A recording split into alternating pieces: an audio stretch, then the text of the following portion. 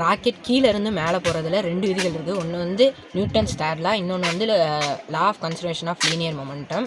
இந்த Newton's third law வந்து rocket ப்ரொபல்ஷனில் எப்படி பயன்படுதுன்னு நிறைய பேருக்கு தெரியுது. ஆனால் வந்து கீழே மேலே போகிறதுல வந்து லீனியர் மொமெண்டம் வந்து எங்கே பயன்படுது என்ன யாருக்கும் அந்தளவுக்கு தெரியுறதில்ல. இந்த வீடியோவில் நாங்கள் ஒரு எக்ஸ்பெரிமெண்ட்டை வச்சு அதை கிளியராக எக்ஸ்பிளைன் பண்ண போகிறோம்.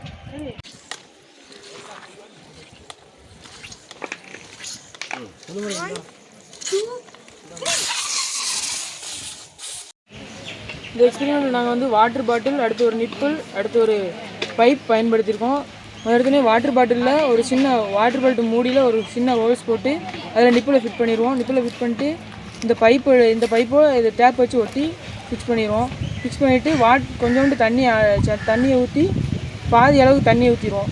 தண்ணியை ஊற்றிட்டு இது ஏர் பம்பு இதோட கனெக்ட் பண்ணி ஏர் அடைச்சிடுவோம். ஏர் அடைச்சிடோடனே உள்ளுக்குள்ள வந்து ஏர் வந்து உள்ளே இருக்கக்கூடிய வாட்டர் வெளியே வரும்போது அட்மாஸ்பியர் பின்னாடி தள்ளுது, அட்மாஸ்பியர் பாட்டில் முன்னாடி தள்ளுது. இந்த லா தான் நியூட்டன் தேர்ட் லா. இந்த லாவும் ராக்கெட் ஏவுதலுக்கு பயன்படுது.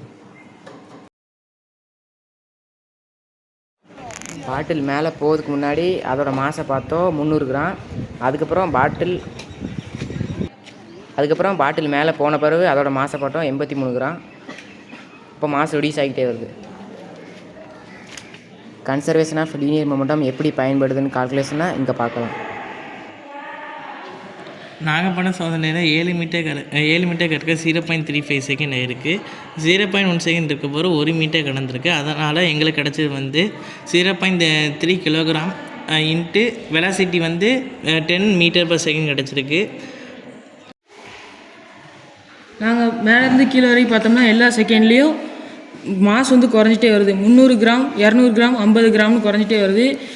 வெலாசிட்டி வந்து இன்க்ரீஸ் ஆகிட்டே வருது. 10 metre per second, 15 metre per second, 60 metre per second increase ஆகிட்டே வருது. கன்சர்வேஷன் ஆஃப் லீனியர் மொமெண்டம் வந்து அது கான்ஸ்டண்ட்டாக இருக்குது. கன்சர்வேஷன் ஆஃப் லீனியர் மொமெண்டம் எப்போதுமே கான்ஸ்டண்ட்டாக இருக்கும். ராக்கெட் மேலே போகும்போது மாஸ் டிக்ரீஸ் ஆகும், வெலாசிட்டி இன்க்ரீஸ் ஆகும்.